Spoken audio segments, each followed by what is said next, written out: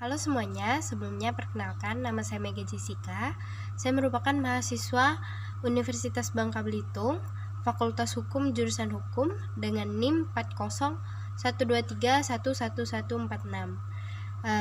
Di sini saya membuat video ini dengan tujuan untuk memenuhi tugas mata kuliah Hukum Internasional oleh dosen pengampu Bapak Sintong Arion Huta PA mengenai kasus tentang kapal penumpang yang difungsikan sebagai rumah sakit di Laut Merah untuk merawat korban dari konflik Palestina dan Israel.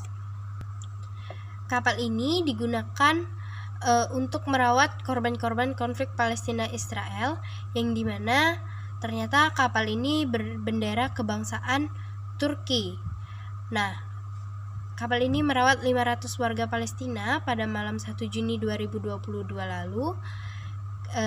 lalu diserang oleh tentara Israel, yang dimana serangannya menewaskan 20 kru kapal yang berkebangsaan Turki dan Jerman.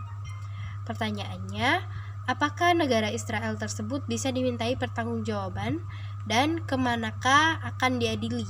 Sebelumnya, izinkan saya menjelaskan apa yang telah saya telusuri sebelumnya.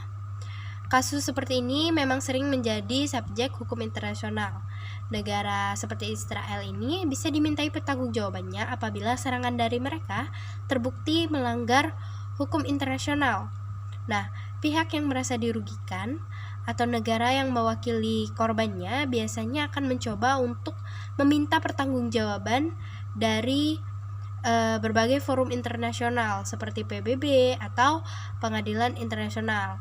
Nah, proses hukumnya bisa menjadi panjang dan kompleks tergantung pada bukti yang ada serta respon dari negara yang dituduh. Nah, sebelum masuk kepada poin intinya, terdapat konvensi yang dimana isinya merupakan sejumlah ketentuan tentang pemberian bantuan kepada anggota bersenjata yang terluka atau sakit tanpa membeda-bedakan mereka berdasarkan kebangsaan mereka. Nah, terdapat pada Konvensi Jenewa 1864. Dalam konvensi ini, pihak yang melakukan serangan tersebut bisa dikenakan hukuman dan diadili atas pelanggarannya tersebut. Menyerang tim kesehatan di medan perang adalah pelanggaran berat terhadap konvensi Jenewa ini. Nah, pada tingkat internasionalnya, pelanggaran terhadap hukum perang termasuk serangan kepada tim kesehatan bisa diadili di pengadilan pidana internasional. Namun, negara-negara juga bisa mengadakan pengadilan di tingkat nasional berdasarkan hukum nasional mereka atau melalui pengadilan militernya. Bentuk hukuman yang bisa diberikan itu beragam, termasuk hukuman penjara bagi individu yang terbukti bersalah, serta pembayaran atau denda ganti rugi kepada korban atau negara yang terkena dampak atau menjadi korban dari serangan tersebut. Nah, kesimpulan yang dapat saya sampaikan, menurut saya sendiri atas pertanyaan Bapak, apakah negara Israel tersebut bisa dimintai pertanggungjawabannya dan kemanakah akan diadili? Nah, jelas karena sesuai dengan isi dari Konvensi Jenewa ini, negara Israel sendiri sudah melanggar salah satu isi mereka, yang dimana salah satu ketentuan dari konvensi ini. Nah, negara Israel menyerang kapal penumpang yang difungsikan menjadi kapal rumah sakit di Laut Merah untuk merawat korban-korban dari konflik Palestina dan Israel ini. Nah, karena sudah menyerang tim kesehatan pada saat di medan perang, pelanggaran Israel melanggar konvensi Jenewa.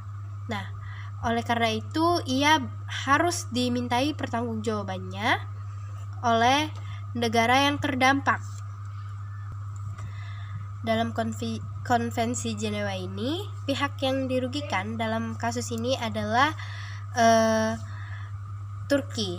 Kenapa? Karena kapal yang digunakan itu berbendera kebangsaan Turki. Oleh karena itu, menurut saya dalam hal ini pengadilannya dapat secara pengadilan pidana internasional, atau jika di tingkat nasional bisa menggunakan pengadilan tingkat nasional oleh negara Turki. Karena sudah melanggar isi dari Konvensi Jenewa, saya rasa jelas bahwa Israel harus mempertanggungjawabkan tindakannya menyerang kapal yang digunakan untuk sebagai rumah sakit di Laut Merah untuk merawat korban-korban dari konflik Palestina dan Israel ini. Mungkin itu saja yang dapat saya sampaikan pada materi kali ini dalam penjelasan kasus tentang kapal penumpang yang difungsikan menjadi kapal rumah sakit di Laut Merah dalam konflik Palestina dan Israel. Nah, apabila ada salah kata, saya mohon maaf dan mohon ampun. Sekian materi yang dapat saya sampaikan. Terima kasih.